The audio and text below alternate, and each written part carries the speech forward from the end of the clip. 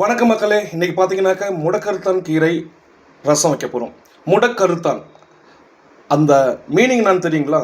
உடம்புல இருக்கிற மூட்டு வலி, கை கால் குடைச்சல், எலும்பு தேய்மானம் இது எல்லாத்தையும் சரி செய்கிறதாங்க அந்த முடக்கருத்தான். இதுக்கு பேர் முடக்கருத்தான் கீரைன்னு சொல்லுவோம். கடைசியில் இதை நம்ம எப்படி கூப்பிட்றோன்னா முடக்கட்டாங்கீரைன்னு சொல்கிறோம்.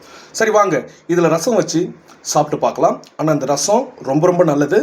நீங்களும் வாய்ப்பு கிடைச்சா இந்த முடக்கட்டாங்கீரை ரசம் வச்சு சாப்பிடுங்க. பாருங்கள், 1 டீஸ்பூன் மிளகு, 1 டீஸ்பூன் சீரகம், ஒரு 7 பூண்டு பல் ஆல்ரெடி போட்டு மிக்ஸியில் அரைச்சி வச்சுருக்கிறேன். முடக்கட்டாங்கீரை ரசம் மட்டும் வைக்க தேவையில்லை. இதுலேருந்து பார்த்தீங்கன்னாக்கா தோசைக்கு முடக்கட்டாங்கீரையை மிக்ஸியில் போட்டு நல்லா அடித்து தோசை மாவில் கலக்கி தோசை சுட்டு சாப்பிட்லாம், இட்லி கூட ஊற்றி சாப்பிட்லாம். எந்த அளவுக்கு நம்ம உள்ளே எடுத்துக்க முடியுமோ அந்த அளவுக்கு எடுத்துக்கிறது நல்லது. கீரையை பார்த்தீங்கன்னா இப்போ நான் மிக்ஸி ஜாரில் போட்டிருக்கேன். இதை நல்லா அரைச்சி பேஸ்ட் மாதிரி எடுத்துக்கலாம். இப்போ நம்ம கீரையை அரைச்சி எடுத்துக்கிட்டாச்சு. இங்கே பாருங்கள், எப்படி ஒரு திக்கான பேஸ்டி லிக்விட் மாதிரி இருக்குது. இதை வச்சு தான் நம்ம இப்போ ரசம் செய்ய போகிறோம். வானல் வச்சாச்சு. வானலுக்கு தேவையான ரசத்துக்கு தேவையான எண்ணெயை இதில் இட்டுக்கலாம். கடுகு, வரமிளகாய் 3, அரைச்சி வச்ச மிளகு சீரகம், 2 தக்காளி பழம்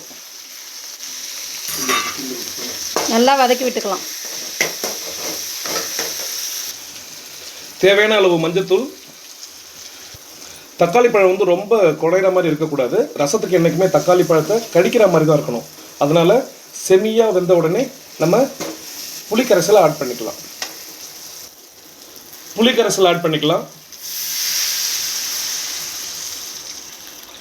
புளிக்கரைசலை ஊற்றிட்டு கொதிக்க விடக்கூடாது. நுர கட்டினோடனே இறக்கணும்.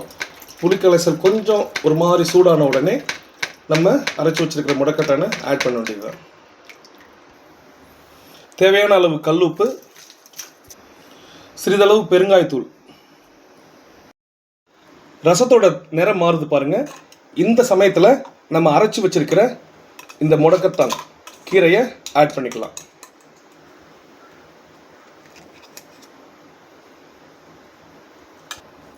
பாருங்கள் ஃப்ரெண்ட்ஸ், இப்போ நம்ம ரசத்தில் முடக்கத்தானை சேர்த்த உடனே அதோடைய கலர் எப்படி இருக்குது பாருங்கள்.